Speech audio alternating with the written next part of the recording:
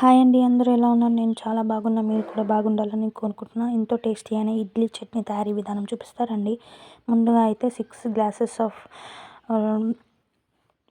ఇడ్లీ రవ్వ అయితే తీసుకున్నా. అట్లా 2 గ్లాసెస్ నేను ఇంకా మినపప్పు తీసుకున్నా.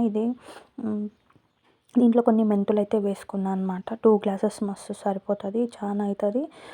నాకైతే కరెక్ట్గా అయితే సరిపోయిందనమాట. ఇప్పుడు మినపప్పు అయితే నానిన తర్వాత ఒక 4 అవర్స్ నానబెట్టి మిక్సీ అయితే పట్టి పెట్టుకోవాలన్నమాట. మిక్సీ పట్టిన తర్వాత దీంట్లోనే మనమైతే నానబెట్టుకున్న రవ్వ అనేసి ఇట్లా కలిపి అయితే పక్కనైతే పెట్టుకోవాలి. నైట్ అంతా నానబెట్టి పెట్టుకుంటే మంచిగా అయితే పొంగుతుంది అనమాట.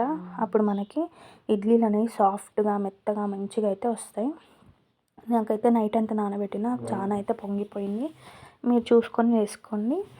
పెద్ద గిన్నెలో ఇంకొక పక్కకు ఒక గిన్నె తీసుకొని అయితే ఇడ్లీ రవ్వ వేసుకొని కొద్దిగా వాటర్ వేసుకొని కొంచెం సాల్ట్ వేసుకొని కలిపి పక్కనైతే పెట్టుకొని మూత పెట్టి ఇడ్లీలు వేసే టైంకి అయితే వేసేసాను అనమాట. నాకైతే ఇడ్లీలు అయితే చాలా బాగా వచ్చినాయి. మీరు కూడా ట్రై చేయండి. తర్వాత ఒక గిన్నె పెట్టుకొని ఇడ్లీది ఉంటుంది కదా గిన్నె, అది పెట్టుకొని దాంట్లో 2 గ్లాసెస్ ఆఫ్ వాటర్, ఇంకా కొద్దిగా సాల్ట్, కొంచెం ఆయిల్ వేసుకుంటే ఇడ్లీలు అనేవి చాలా సాఫ్ట్గా చాలా బాగా వస్తాయి. ఇప్పుడైతే మనం పచ్చడి చేసుకుందాం. ఒక బాండి పెట్టుకొని దాంట్లో అయితే పల్లీలు అయితే వేసుకోవాలి. ఇవైతే దూరగా అయితే ఫ్రై చేసుకోవాలి. సిమ్లో పెట్టి ఫ్రై చేసుకోండి. అప్పుడైతే పొట్టు మంచిగా ఊడొస్తుంది, చాలా టేస్టీగా ఉంటుంది. ఇవి పక్కన తీసి పెట్టుకొని కొన్ని పుట్నాలు వేసుకోండి. వేడి చేసుకునే వాళ్ళు వేడి చేసుకోండి, లేదంటే డైరెక్ట్ వేసుకున్నా బాగుంటుంది టేస్ట్. ఇడ్లీ అయితే రెడీ అయింది చూడండి. ఇట్లా ఒత్తి చూస్తే మనకైతే స్పూన్కి అయితే ఏం అంటుకోవద్దు. అట్లా ఉంటే ఇడ్లీ అయితే అయినట్టు. సిమ్లో పెట్టుకొని చేసుకోండి.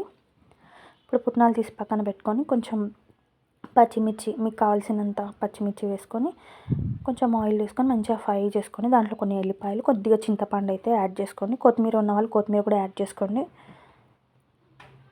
దీనైతే మిక్సీ పట్టుకొని పోసి అయితే వేస్తున్నాను అనమాట.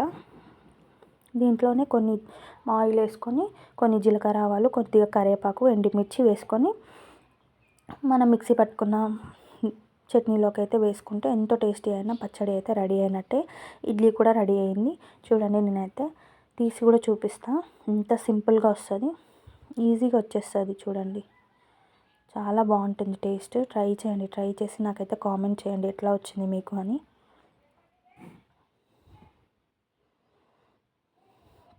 ఎంత త్వరగా వచ్చింది చూసారా? ఎంత సాఫ్ట్గా, ఎంత మెత్తగా, ఎంత బాగున్నాయి. పిల్లలు కూడా ఇష్టంగా తింటారు. మా పిల్లలు కూడా ఇష్టంగా తింటారు. ట్రై చేయండి. థ్యాంక్ యూ అండి అందరికీ. Bye bye.